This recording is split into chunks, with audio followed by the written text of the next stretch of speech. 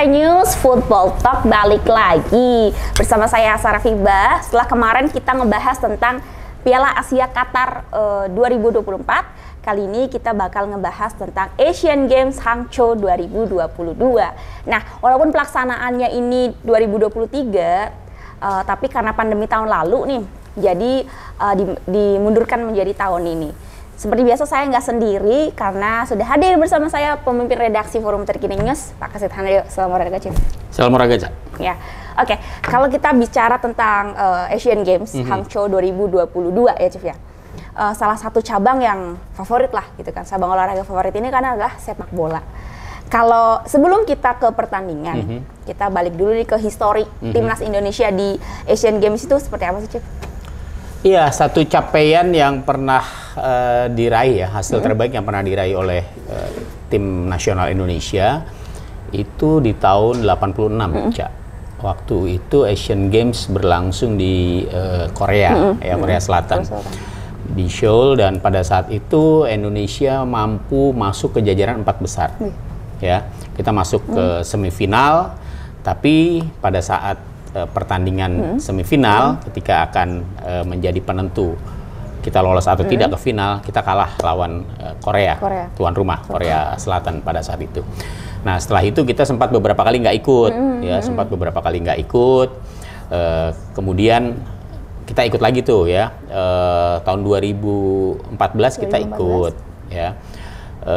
Waktu itu kita sampai di babak 16 besar. 16 besar. Ya. Kemudian 2018 saat kita menjadi tuan rumah itu juga kita tampil ya. Jadi dalam dua Asian Games terakhir kita selalu lolos ke babak 16 besar, tapi kandas ya, tidak mampu untuk lanjut ke babak 8 besar. Ya. Iya. Berarti bisa dibilang sepanjang sejarah Asian Games ini Indonesia kayak belum terlalu beruntung ya, Chief, timnasnya ya. Belum, kecuali di tahun 86 itu aja ya, pada saat kita maju sampai ke babak semifinal. Setelah itu belum pernah lagi capaian tersebut bisa diulang oleh tim Indonesia. Paling mentok 16 besar gitu ya? Paling mentok 16 besar. Oke. Nah, kalau di tahun ini gitu, Chief, melihat dari peserta, kemudian juga dari negara-negara per grup gitu kan, sebenarnya peluang Indonesia seperti apa sih?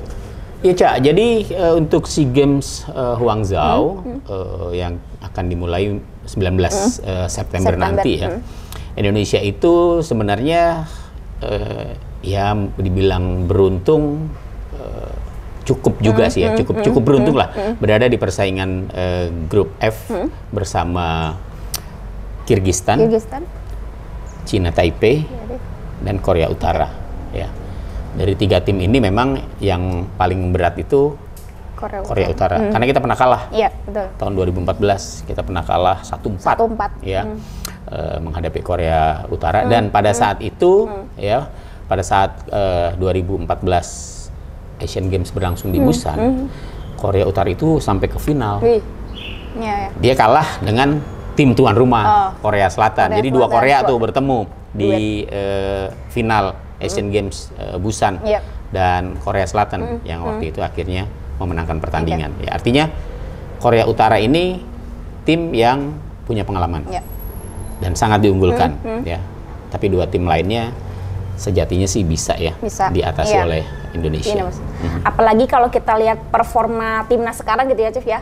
2 kualifikasi Piala Asia kemarin kan Indonesia timnya lagi bagus-bagusnya nih kan. Berarti kan bukan tidak mungkin dong untuk mengalahkan nih di laga nanti kualifikasi Asian Games ini gitu. Harapan masyarakat begitu ya. Kita tim U23 ya, tim U23 yang memang menjadi tulang punggung untuk Asian Games ini, plus ada 3 pemain yang usianya senior ya. Tapi mayoritas memang tim under 23. Memang sedang menjadi sorotan kan, Cak? Seperti yang kita ulas kemarin, kita sukses untuk pertama kalinya lolos ke Piala Asia under 23 di Qatar tahun 2024. Kita mencatat kemenangan telak atas Cina Taipei ya, yang akan juga menjadi lawan nih di Asian Games. Kita menang dengan skor telak 9-0. Kemudian menghadapi Turkmenistan, pertandingan penentuan lolos atau tidaknya Indonesia sebagai juara grup, ternyata happy ending ya. Kita menang lawan Turkmenistan dengan skor 2-0. Akhirnya kita memastikan diri untuk pertama kalinya nih dalam sejarah tim U23 Indonesia bisa melangkah ke putaran final ya di Qatar. Nah, berbekal sebelumnya juga kan juara SEA Games di Kamboja. Kita 32 tahun lamanya menanti akhirnya kita bisa meraih emas dan itu juga tim under 23 sebenarnya ya, walaupun di SEA Games itu nyebutnya tim under 22 ya. Mayoritas memang pemainnya dari situ ya. Memang kita ini berlimpah nih pemain-pemain bagus di U23. Cuma di Asian Games ini itu mayoritas pemainnya bukan yang kemarin meloloskan Indonesia ke Piala Asia U23. Itu mungkin masyarakat kemudian ya tidak terlalu tidak terlalu berharap tinggi gitu ya. Tim ini bisa melaju terus sampai misalnya babak semifinal seperti tahun 86.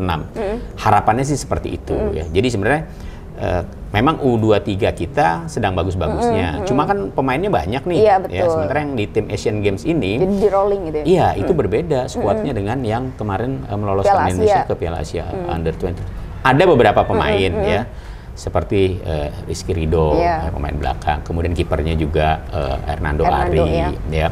Kemudian dari pemain seniornya itu ada Egy ya. Kemudian juga ada ada Beckham Putra ya dari Persib. Kemudian kalau kita lihat lagi, kita juga nanti akan diperkuat oleh pemain dari Surabaya ya, George Brown ya dari Persebaya. Jadi itu ya muka-muka baru ya, tapi sebenarnya wajah lama di tim U23 kita. Gitu. Artinya memang skema pemain itu juga berpengaruh ya terhadap permainan timnas sendiri gitu. Iya, pasti berpengaruh ya. Kekuatan dari tim Asian Games ini yang dilatih oleh Indra Syafri pasti berbeda ya dengan kekuatan tim U23 yang kemarin meloloskan Indonesia ke Piala Asia U23 gitu ya. Tapi kan kita punya modal sebenarnya, punya modal pelatih Indra Syafri yang membawa Indonesia meraih medali emas SEA Games ya di Kamboja. Ya kita berharap polesan Indra Syafri ini akan memberikan hasil gitu ya, memberikan hasil yang baik, paling tidak mencatat hasil seperti minimal ya, seperti ketika Asian Games di Jakarta dan Palembang 2018 kita bisa lolos ke babak 16 besar. Syukur-syukur bisa melaju ke babak 8 besar. Nah, yang menarik itu ternyata kita satu grup lagi Cip dengan China Taipei gitu kan. Berarti kan pertandingannya sebenarnya tidak jauh beda kan dengan Piala Asia kemarin gitu. Nah, itu kira-kira gimana Cip? Nah, itu dia. Tadi saya bilang lawan terberat itu Korea Utara. Ya, karena Korea Utara memang kekuatannya di Asia itu termasuk diperhitungkan. Kemudian Kirgistan, ya Kirgistan kita memang jarang bertemu dengan mereka ya. Tapi kita juga pernah punya catatan kurang bagus juga sih di tahun 2017 ya dalam sebuah pertandingan turnamen tidak resmi ya. Waktu itu dalam mengenang tragedi tsunami Aceh ya. Waktu itu diselenggarakan di sana, kita kalah tuh 0-1 dari Kirgistan ya.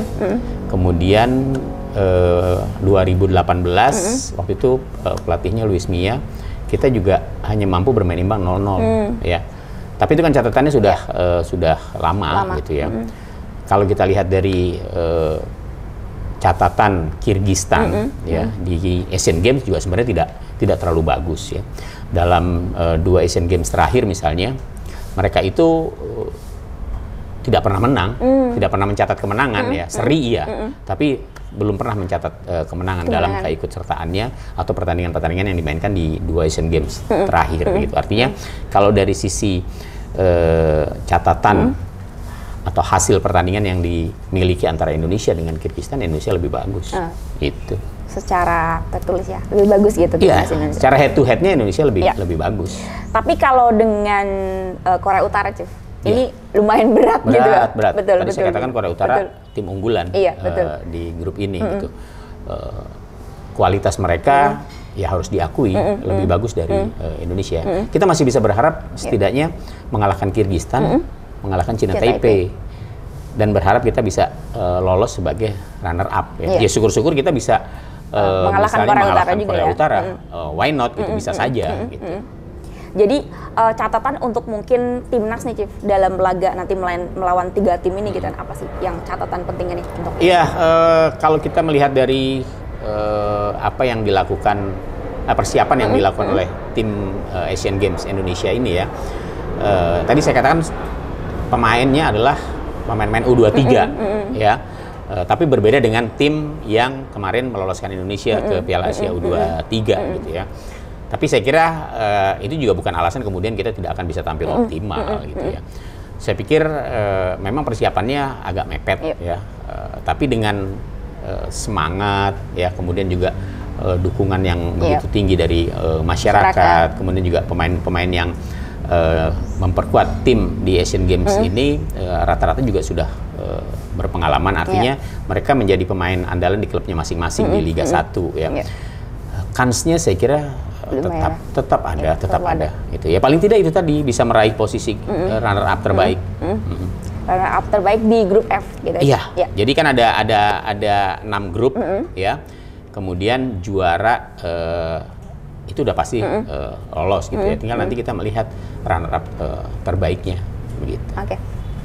Oke, Sobat Tefta News, itu tadi peluang Indonesia kira-kira di Asian Games Hangzhou 2022 ya, Chief ya? Ya, ada beberapa catatan untuk para pemain dan juga untuk skema permainan sendiri dari timnas dan juga untuk pelatih. Nah, terdekat jangan lupa Indonesia akan bertanding melawan Kyrgyzstan pada tanggal 19 September. Di tanggal 21 September Indonesia akan melawan China Taipei. Dan di 24 September Indonesia akan melawan Korea Utara.